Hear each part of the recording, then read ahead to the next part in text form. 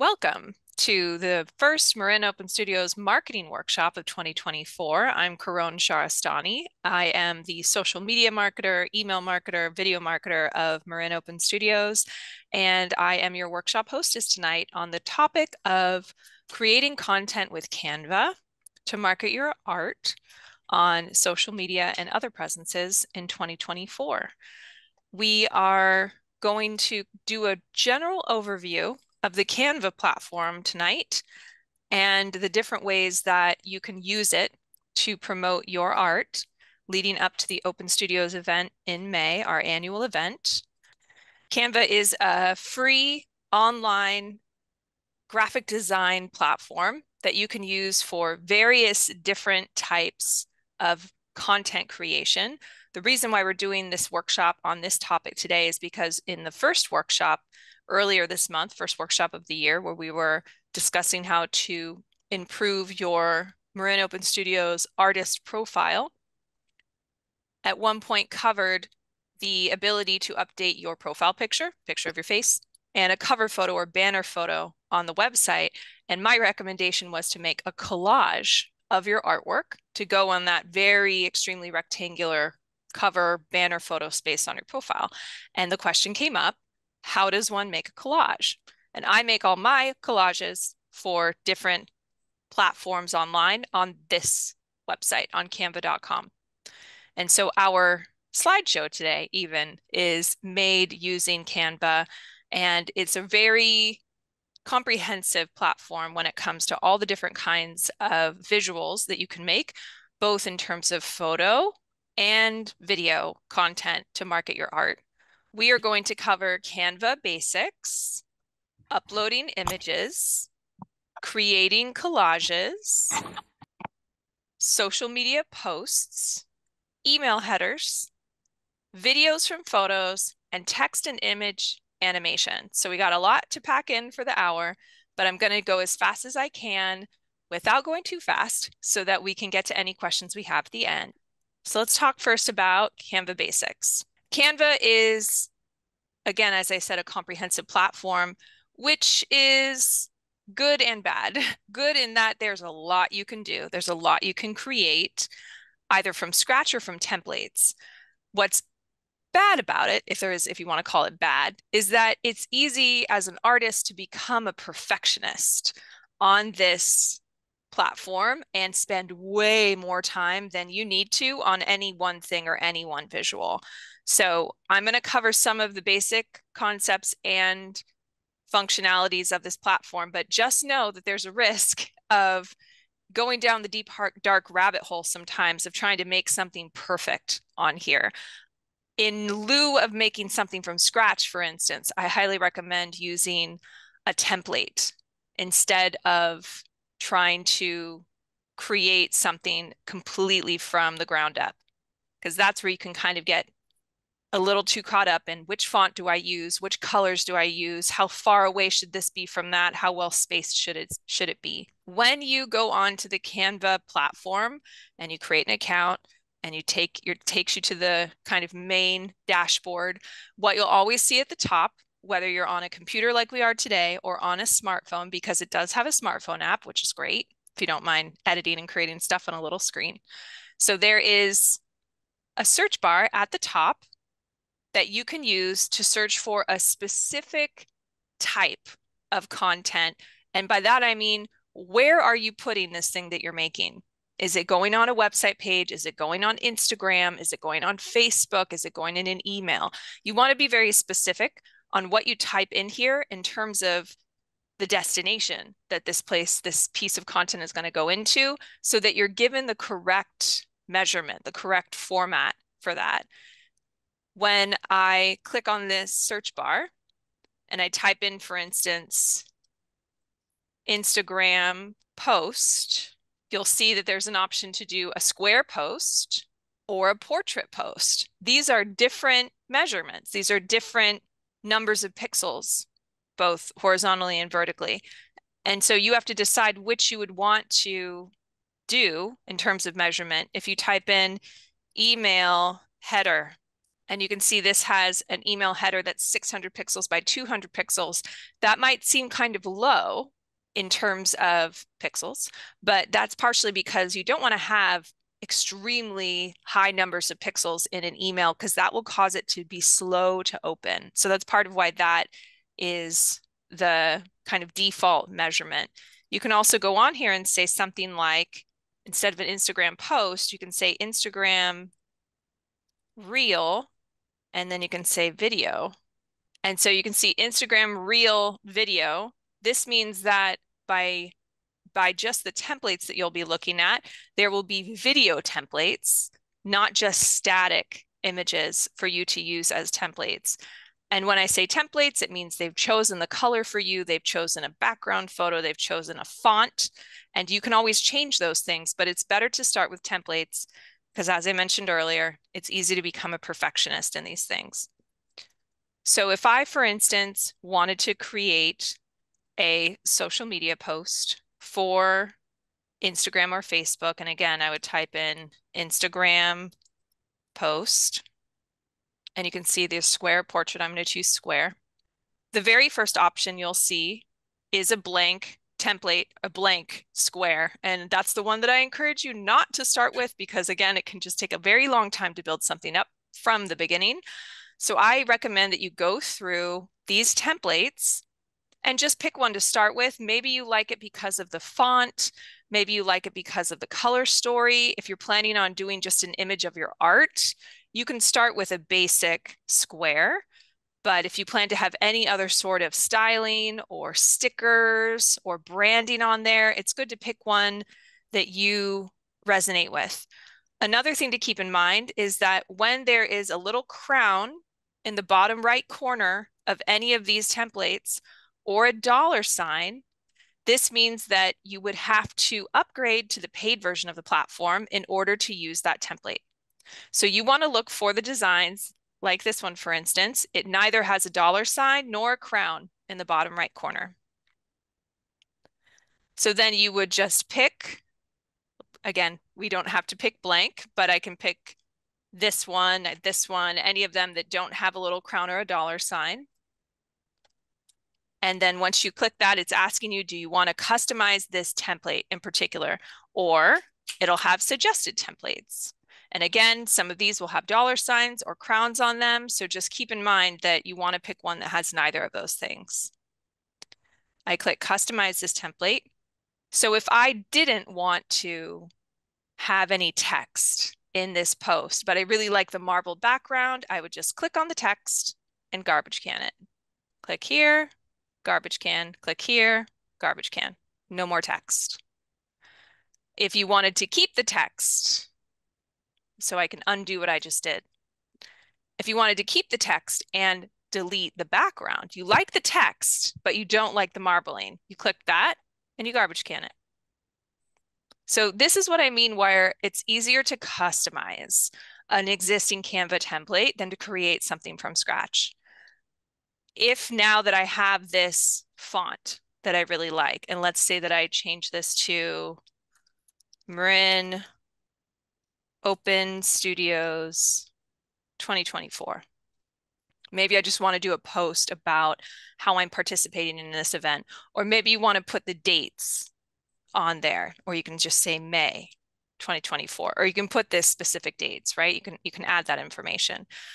The next thing you would do as someone who just created a Canva account is upload images of your art or images of you or any other kind of content that helps you to personalize this Instagram post that you're making. So that takes us to our next part of this training today, uploading images. So when you upload images of your art or videos or photos of you, these will always live in the cloud on the Canva platform for you to access anytime for multiple different kinds of projects. And you can start with high resolution, and then because you're putting it into a low resolution design, for instance, it'll adapt to the measurement, the pixels that you chose for that initial project. But you can see that over on the left side of Canva, there's a menu, and you would click on Uploads, and then you would click the purple button that says Upload Files. So over here on the far left is our menu. We click Uploads. I've got a lot of content in here, right? I've got a lot of different images that I can pull from. At different times, I've had Marin Open Studios artists work in my Canva to show for these types of presentations. So I'm going to go ahead and scroll down to this one. So I just clicked on that image and it appeared here. You can also drag it and put it anywhere that you'd like, or take it to the edge and it'll automatically fill the whole square. So again, just to show, you can either click the image and it'll appear, and then if you wanted it to move or be bigger, you would click and drag from the edges to make it bigger or smaller. Or you can click from where you have your uploaded images and drag it over. And if you go to the edge of the image, it'll fill the whole image. So as you can see, this can save you a lot of time.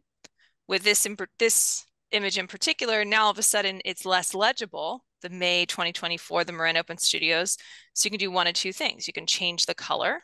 Up here we have a little A with a rainbow underneath it, and you can change the color to white, or you can keep it black. You can change this one to white, or keep it black. So changing color can help, but also you can just click here, hold down Shift, click the other one, and move them together to a different part of the painting so that you can read it well.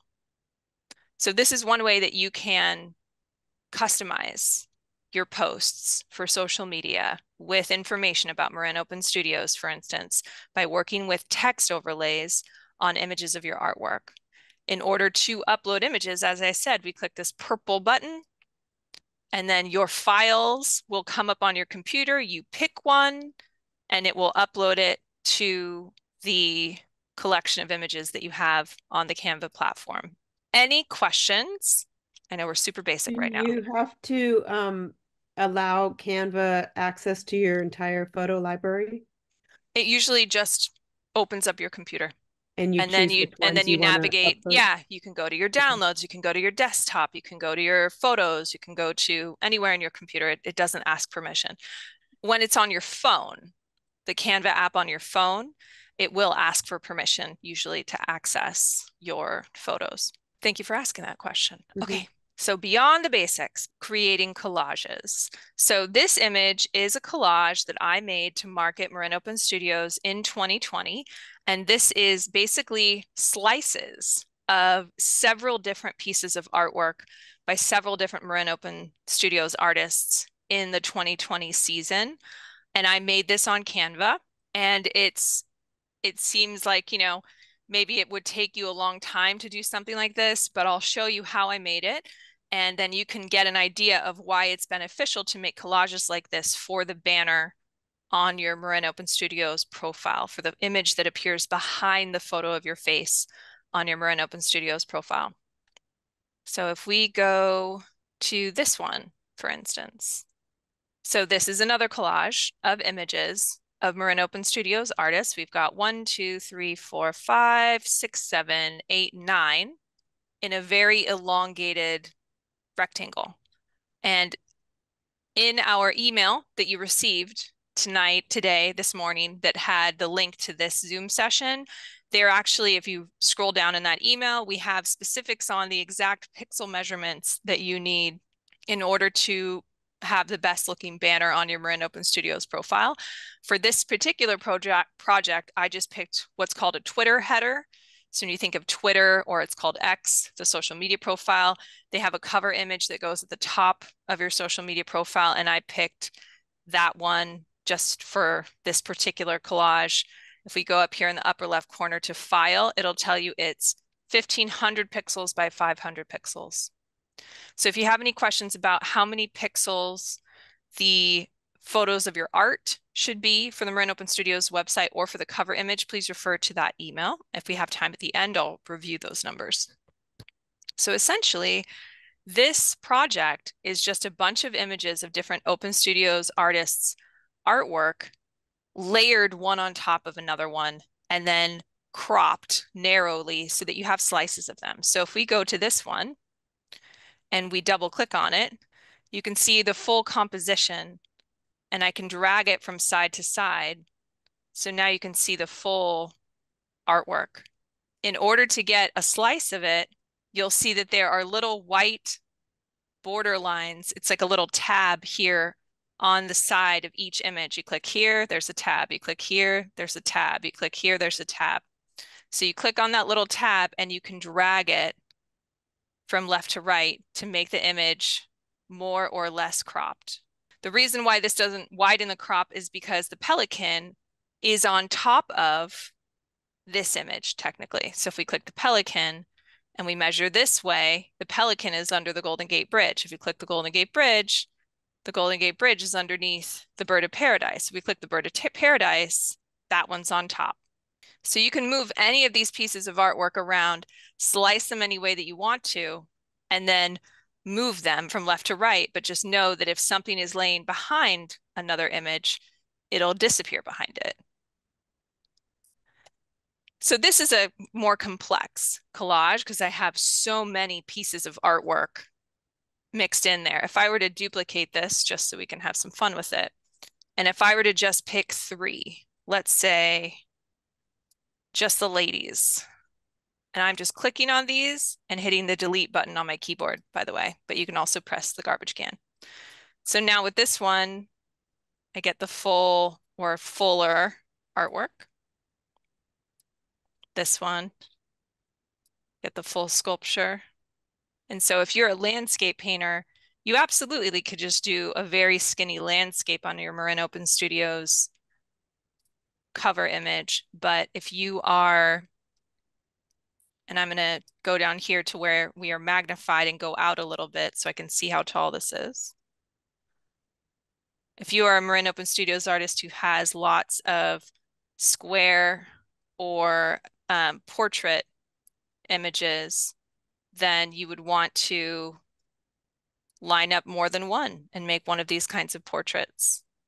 Okay, so we've got her, and we've got her, and we've got her, and I'm just gonna make this. So as you drag, you'll see that it'll zoom, and because we're in a rectangle, it's gonna crop. So I'm gonna bring her down a little bit, drag it more.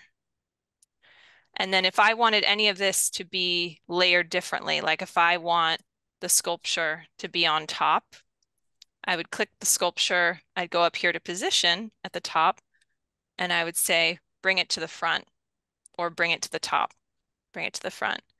And then now she's over the other ones, right?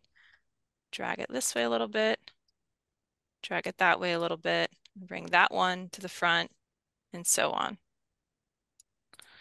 So not my best collage, this second one, but you can see how within the Canva program, you can work with a number of different orientations and images. Obviously, if you're not showing artwork from a lot of different artists like these are, and you're just showing your artwork, it'll look a lot more consistent because you'll have a theme or you'll have a certain medium that you tend to stick with. But it is a way for you to get very creative on combining images for marketing purposes. Was that Twitter template pretty much the same size as the Marin Open Studios header? Great question. So if we go to the Marin Open Studios website and we look me up, so you can see how the top of Michelle Obama's hair and the top of Kobe's knees and the top of my face, for instance, are cropped off on this one in a desktop. But then once we get it closer to an iPad or a smartphone orientation, then it crops it from the sides. And you've got the full height of it, but not the same width. So just know that however you create your banner, it's gonna look different on different devices. And if you do a banner that's not the same measurement as what was listed in the email, 1200 by 350, if you don't have that measurement, then you're gonna once in a while have things cropped off the top or the bottom or from the sides.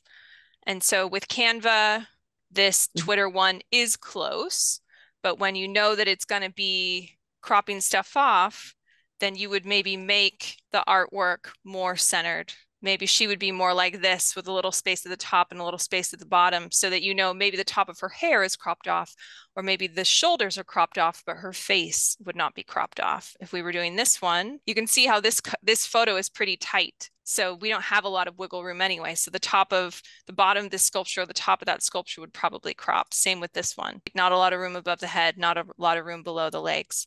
So just keep in mind that if we were to use this image, this first one that I was playing with, we might not get the top of the Golden Gate Bridge. We might not get the top of the Bird of Paradise.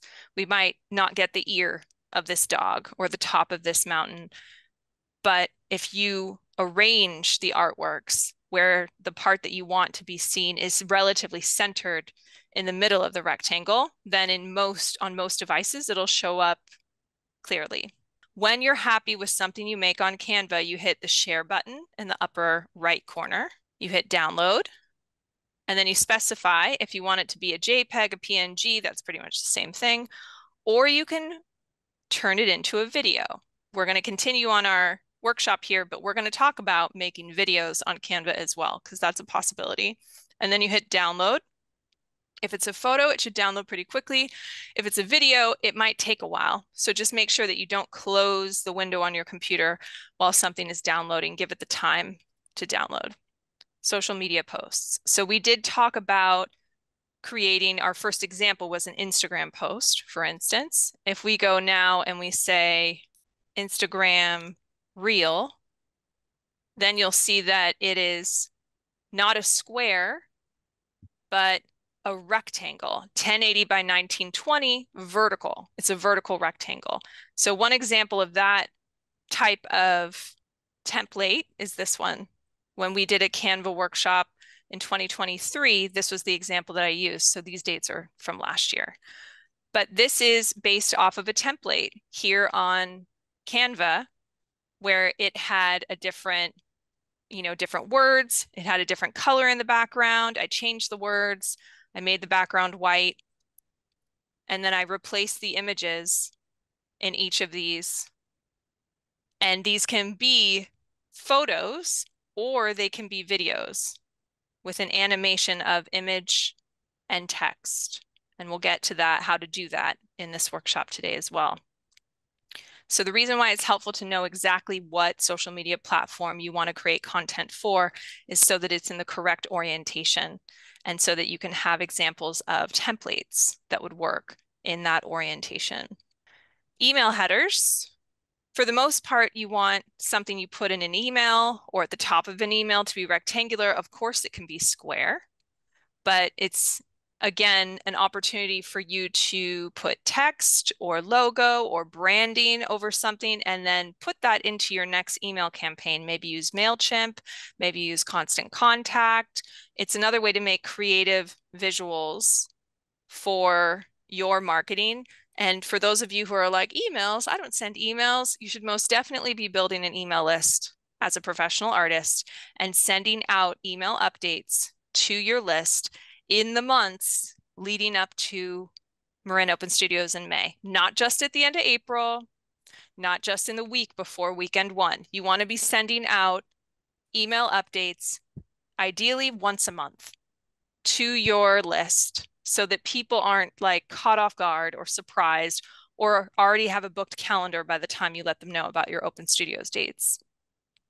So if you are in Canva and you type email header and give it a second, or you can just press enter if it's taking a moment. So you can see how these are, again, have some branding, have some text choices. You can start with a blank one, but this is a simple example. You can just click this. It's just a beautiful sky. You hit customize this template. You can pick a text, and it's got all sorts of really cool texts in here. And we can say Margaret's March art. And we're not going to fit much more, so I'm going to make this smaller. We've got the size of the font up here. Bringing it down. Margaret's March art update, or Margaret's March art events. And that would be at the top of your email, or Margaret's art newsletter. And it just sets a more professional tone to the very top of your email. There are a lot of other kinds of visuals that you can make to go into your email marketing, but just keep in mind that when you have too many visuals, like it's one thing to have a lot of pictures of your art, but when you have too many visuals, again, that can slow down how quickly that email loads. Also, sometimes emails with a lot of visuals in them don't get sent directly to the inbox. Sometimes they get sent to spam because it's harder for our email inboxes to scan images for viruses and things of that sort. So sometimes it's better to have an email that just alludes to your art and then links to your website or links to your Marin Open Studios artist page instead of trying to cram all of your art into the email itself, if that makes sense. So that's a little idea for email headers. Videos from photos. So this is a video that my client made last year to show the progression of a piece of landscape that he painted. And it basically is that he took pictures of different stages of a painting and put them together on Canva and made a little video out of it. So that's one of the cooler ways that you can use Canva is you can make photo slideshows on Canva. And if you're taking the pictures on your phone, for instance, there is a Canva app for your phone. So you can upload the images to Canva from your phone, and then they will appear here on Canva on your computer. So it's a really easy way to get video or photo content from your phone to your big computer, to edit it, to brand it, to turn your images into a video without using Google Cloud storage or without using iCloud. And it really just involves creating slides, similar to how I have slides in this presentation right now, and then exporting the whole slide deck as a video instead of as individual images. If we look at this particular project, you can see that how he designed it was he has a slide deck with each of these images, one to the next, one to the next. And he did text effects overlaying on the finished image from line drawing to finish in 30 images. And so you basically would go to share, download, and you would choose the option for MP4 video. And when you do that, it'll export it as the video that we just saw. So if we go to autoplay and just let it play. So he has a couple seconds on this first slide. So this doesn't have to be a progression of artwork either, an artwork in progress. It can be a bunch of your artworks one after the other in a slideshow. You can do this for your social media. You can do it for YouTube. It's a way to make interesting video content for your website instead of just images of your artwork on your website. And then text and image animation. So what's cool about text and image animation is it does help to take what is otherwise a still image or just text and animate it. Text effects on the left, image sliding down slowly on the right. So these are considered animations. And what's cool about animating text and images is it turns your photo into a video, just like that, without actually having video footage. So if we look at this collage, for instance, which I did for Marin Open Studios, where we did a little promo about our first online auction that we did. So I had a whole video, but if we hit this, you'll see these are all little slices of different Marin Open Studios artists' paintings and photos from that year. If we hit this button, you can see how they all slide in. So we're basically animating each of these images and the text to slide up from the bottom and slide out through the top. And it's just a really easy way to add visual interest to what would otherwise be one or more still images. And it converts an image, a still collage, into a video file when you export it as an MP4. How we do that is you have all of these images here. You can select them all this way, or you're on this slide, so you're editing it. And up here at the top, you can see there's a little word here that says rise because I've already animated this, but we'll click here and there's various different types of animation that you can use. This is pan, where they come in from the left. This is fade, where they fade in behind one to the other. If we go down, this is pop, which I don't know about you, but I think that's like a little annoying. You don't want to go too crazy with the animation, guys. It can be hard on the viewer. This is wipe, where they slide in. Breathe, where it slowly comes in from the background. Coming baseline up from the bottom. Drift from the left, which is kind of trippy. Tectonic, which comes from all different There's so directions. many choices. Too many choices. And then we got the crazy ones. Tumble, neon, scrapbook, stomp, photo flow, photo rise, photo zoom, and then the wacky ones. Rotate. Whoa. Flicker, pulse, and wiggle. I don't mess with any of these bottom ones. It's just too much on the eye, right? My favorite one of all of these, whether it's one image or many images, my favorite one is breathe. I like how it slowly comes into view. I like the slow ones. And if we look back at this one and we say breathe, you can see how she slowly comes from the back forward.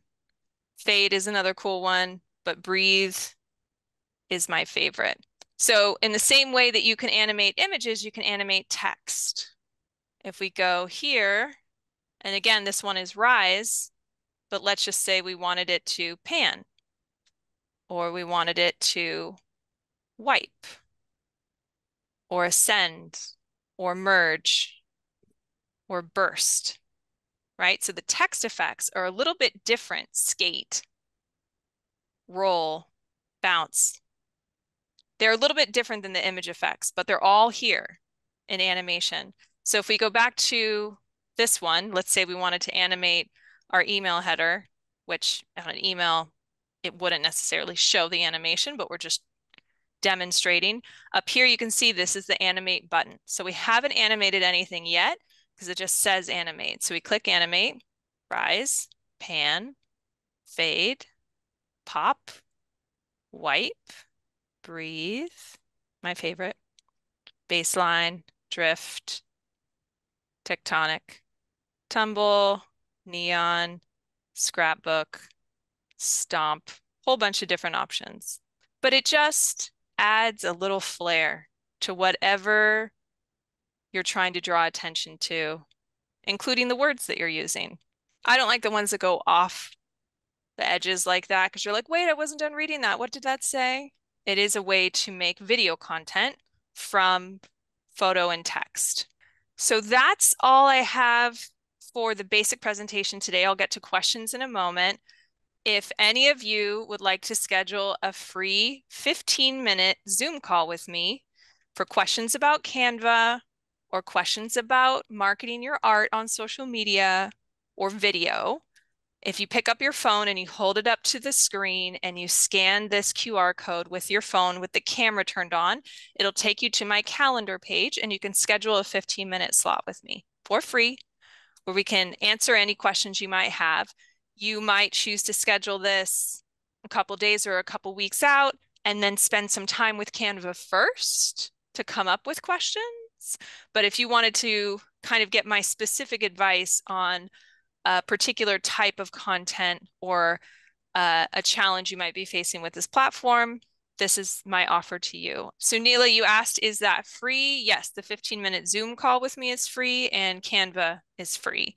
There is a paid version, but if you avoid the paid templates or the paid, the paid or the crown templates, then the free version of Canva is more than enough. So I'm about to build a website. I still haven't decided between Wix or Squarespace. I don't know if you have a opinion on that choice, but I think the answer to this is yes. But is it just easier for me to do all this sort of stuff in Canva versus trying to do it within the, I haven't messed around yet with Squarespace or Wix, so I don't know Sure. how Good hard it question. is to do this type of stuff. Yeah, good question. From a search engine optimization standpoint, Google needs to read your website to know what it's about, to know how to send people to your website.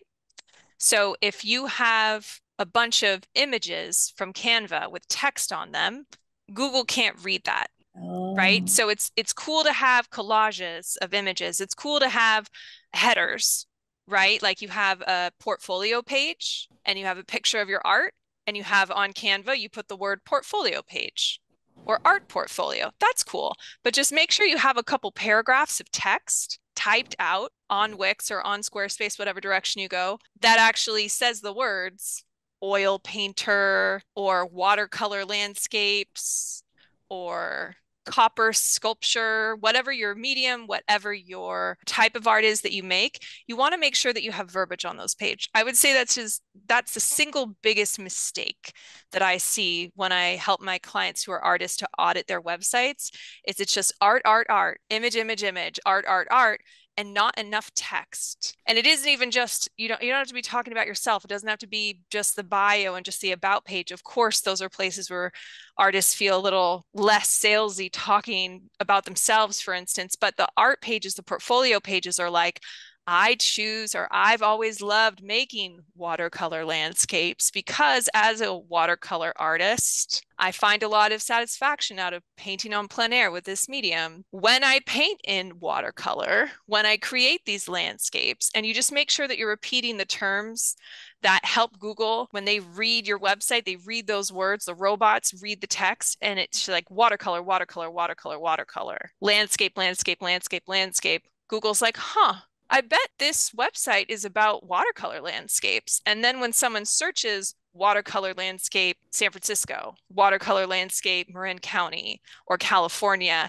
and Google shows someone your website, if the person goes to your website and they spend a little time there looking at your art, Google's like, sweet, that worked. The next time someone looks up watercolor landscape California, I'm going to send them to Laura's website. That's how search engine optimization works. So I did see someone comment in the chat that they used Fosso. I have several clients that I coach that use the Fosso website. I find it to be highly antiquated and limiting in what you can do compared to what you can do on Wix or Squarespace or WordPress. I'm talking about customization of pages, adding text with these keywords, adding video to your pages. Fosso is sticky and slow and very limiting at times. So it's a very common website for artists because it's marketing itself to artists, but it's not as updated as a lot of the other platforms that are out there. That's good to know. Yeah. So, I mean, that's my personal opinion. I feel like, the Fosso Mafia is going to take me out one day for talking smack. But it's like when I work with my clients to improve their Fosso websites, it's way more work than it needs to be sometimes because they're not as up with the times on how to make it search engine optimized as they should be. Sunila asks, do artists have to have a website or is IG or Facebook enough? Sunila, yes. In general, thank you. In general, any business person eventually, depends on how long you're in business, even if it's an art business, should have their own website. That said, it's very common for artists to lean heavily on free platforms like Instagram and Facebook for the beginning years of their business, of their art business, just because it is an easy way to get started and get your art out there. But when it comes to, like we're talking about search engine optimization, you don't show up as prominently in search if you don't have your own web page. The fact that you have a profile page on the marinopenstudios.org website means that when people look you up by first and last name, if you don't have your own website, your profile on our website does come up. So you will have a digital presence, an online presence because of being a participating artist with us. But over time, when it comes to selling big pieces of artwork, big ticket items, high price point commissions, people tend to trust a website contact form sometimes more than an Instagram message, for instance, just because of all the hackers and fakes and NFT pushers out there. Just keep that in mind, that it should be a goal at some point to have your own website. In terms of the question of Laura's question, Wix versus Squarespace, Laura, I'd say Squarespace over Wix, only because I've heard some stories of people creating a whole website on Wix, but because it's so prioritized on user-friendly and not on infrastructure and hierarchy of your website pages, it can actually be harder sometimes to show up in search for a Wix site. It makes it too easy for you to create your own pages, but then that means that they aren't really created correctly, or they aren't organized correctly, so that Google knows how to differentiate one from the other, one being more important than the other. So I would say Squarespace if it's between Wix and Squarespace. I think we got a lot today. Thank you so much. Of Thank you, Kate. Yeah, course. thank And you. It was really Jan. helpful. Absolutely, our pleasure. And I'm going to go practice on the Canva before yeah, I have make an fun. appointment. Yes. Excellent. Okay, guys, have a wonderful rest of your evening. Thank You you, Kay, too. for joining us and Thank you. representing the Thank board. you, Caron. This was great. And she is really good at this, isn't she? She is. Okay, go Yeah. on. Oh, it's Yes. great. Yeah, she is. All right, guys. Honestly. Hopefully I'll see some of your names pop up on my calendar if you have any other questions about Canva. Otherwise, we'll let you know when we have scheduled our next workshop. Cheers. Bye. Adios. Au revoir. A bientôt. Ciao for now.